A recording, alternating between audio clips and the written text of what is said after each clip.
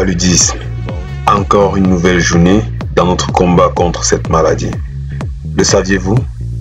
Le diagnostic de cette maladie s'est fait au microscope avec l'observation des formes plasmodiales que nous observons le plus souvent au travers, n'est-ce pas, de nos microscopes sur des préparations de gouttes épaisses et frottis observées au microscope à leur type 10 et 100. Comme vous observez dans ce frottis observé au microscope, nous avons des structures cellulaires qui représentent ici les hématies, qui sont nos globules rouges du sang. C'est là qui transportent l'oxygène dans notre sang. Bien évidemment, nous avons également des leucocytes qui peuvent être présents. Et aussi, dans une goutte épaisse, nous recherchons le plus souvent, n'est-ce pas, cette forme plasmodiale responsable du paludisme, comme dans ces champs. Mais avant, nous allons remonter cette démarche depuis le tout début, assister aujourd'hui dans cette démarche diagnostique par deux collaborateurs, Fatima et Jesus, avec qui nous allons suivre cette démarche analytique. Présentons Fatima et Jesus pour notre démarche, avec qui nous allons cheminer cette démarche de combat contre le paludisme, qui est une endémie qui vit et gangrène notre contexte. Mais avant, procédons au prélèvement veineux qui débute, n'est-ce pas, dans un poste. Pour un prélèvement veineux, vous devez veiller déjà à l'asepsie.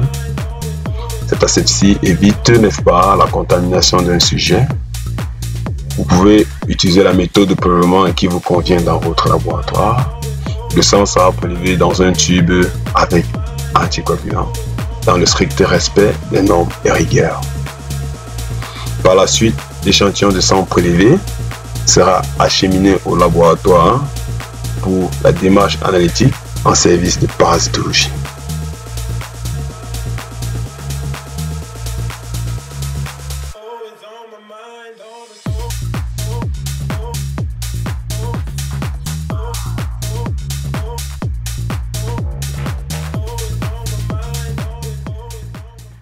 Hola, bueno, somos Fátima y Jesús, somos médicos residentes de la especialidad de medicina familiar y comunitaria y estamos participando en un proyecto de cooperación en un hospital de Camerún. Entonces, ahora hemos venido al laboratorio para que los compañeros de esta sección nos expliquen cómo se hace la gota gruesa. La gota gruesa es el método de diagnóstico que usan aquí en este hospital para diagnosticar el paludismo, la malaria. Así que ahora vamos a enseñar a los compañeros cómo es el procedimiento. Et oui, maintenant vous connaissez Fatima et Jesus. Nous allons procéder à la confection de nos gouttes épaisses pour le diagnostic microscopique du paludisme. Pour une bonne démarche en laboratoire, vous devez toujours vous disposer des équipements de protection et du matériel adéquat pour la démarche. Les gants de soins, vous devez les placer. Ici sont des gants non stériles. Vous placez bien vos gants. Évitez de manipuler tout échantillon biologique sans vous munir de vos gants. Ceci afin de vous protéger de tout contact avec le produit pathologique. C'est dans un produit pathogène, nous pouvons avoir plusieurs types de gènes. C'est ainsi qu'il faut toujours se protéger. Suivons donc la démarche avec la confection de frottis. Vous devez nettoyer vos lames préalables. Vous devez utiliser des lames déjà dégraissées. Toujours dans une démarche d'assurance. Vous allez prélever au travers d'une micropipette 10 micros de sang de notre produit biologique prélevé. Veillez à déjà mélanger l'échantillon avant d'engager le prélèvement. Une fois prélevé ce volume de 10 micros, vous allez dispenser sur votre lame votre objet délicatement au centre de la lame. Après quoi, vous refoulez votre cône dans un bocal à déchets. Ensuite, vous allez prendre un mélangeur avec quoi vous allez effectuer des mouvements concentriques du centre vers la périphérie. C'est afin de confectionner notre goutte épaisse. On parle de défibrinage des hématies. Et puis, nous procédons à un séchage de notre étalement.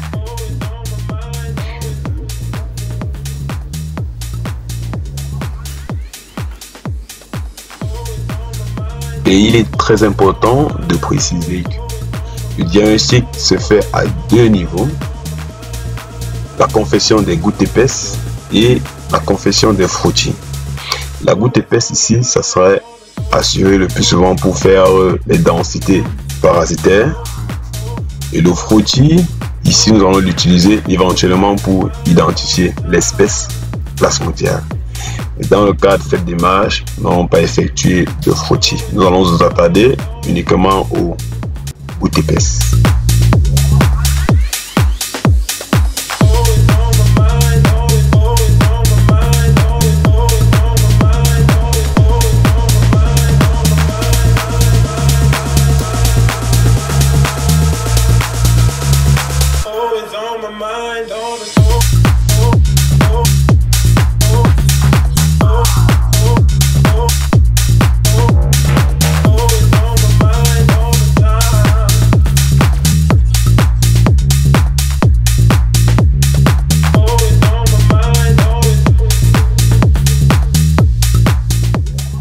Vale, pues entonces ahora hemos hecho lo que es la confección de la gota gruesa. Hemos extraído la sangre y la hemos puesto en el porta y ahora estamos esperando el proceso de secado, tras lo cual tenemos que hacer la adición y ya después la observación en el microscopio.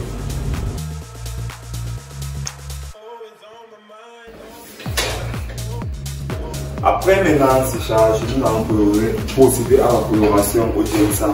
Prendre nos lames et mettre simplement dans le bac de coloration et puis laisser 15 minutes. Vous pouvez également mettre les veaux.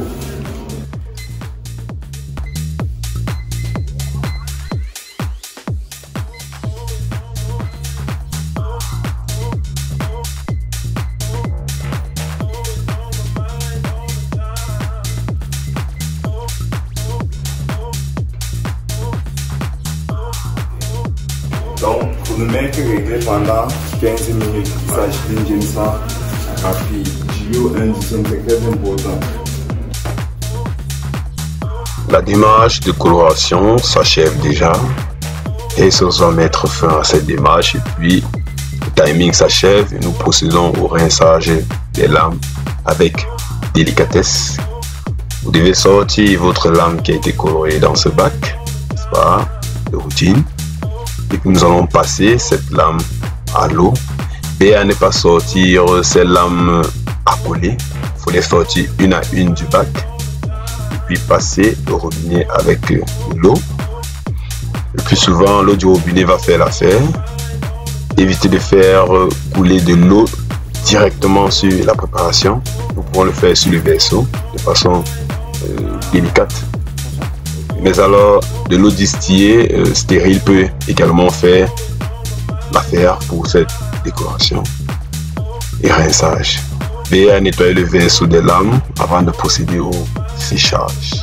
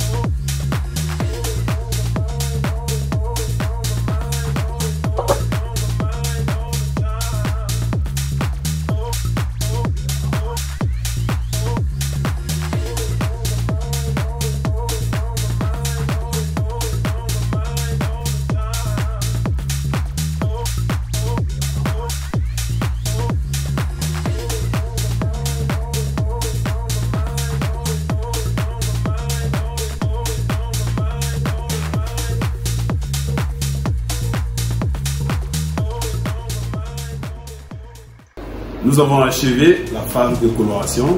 Nous allons procéder, n'est-ce pas, au séchage et puis la lecture microscopique. Et oui, vous l'avez tout de suite deviné, le séchage peut être également accéléré au travers d'un dispositif à jet d'air, n'est-ce pas, un peu comme notre sèche-cheveux. Nous procédons à l'observation microscopique des gouttes épaisses à l'orifice avec huile à immersion. Et au microscope, nous allons être des acteurs au travers de nos yeux pour identifier nos pathogènes.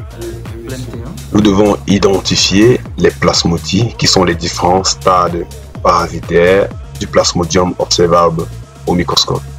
Ils apparaissent le plus souvent avec un noyau rouge associé à un cytoplasme bleu. Ici, c'est notre trophozoïde. Il peut être sous forme de point-virgule, sous forme d'anneau. Et comme vous pouvez l'observer dans ce champ microscopique, ils sont plutôt très volumineux. Ce sont eux là que vous voyez. Ils sont plus ou moins nombreux. Ceci est l'observation microscopique et elle peut varier selon les démarches. Pour une identification d'espèces, nous allons observer nos frottis. Ceci étant dit, c'est ainsi que nous menons ce combat tous les jours en laboratoire pour endiguer et attraper ces pathogènes qui minent notre contexte, qui fait partie de notre problème en Afrique. Nous devons mener ce combat jour pour jour au travers de nos engins et armes de combat que vous savez déjà, un microscope qu'il faut très bien maîtriser. On se retrouve pour la fin de ce tout petit tutoriel. Ensemble, nous aurons suivi un petit processus de laboratoire pour le diagnostic du paludisme. Vous avez vu, nous avons confectionné le bout de test. Nous avons effectué une coloration et puis une lecture au microscope. Et puis nous allons aborder maintenant la prévention. Qu'est-ce qu'il faut faire pour éviter ça? Le paludisme qui fait partie de notre contexte, nous sommes en zone endémique et il faut toujours, et pour vous là qui êtes professionnel, vous devez maîtriser cette démarche analytique.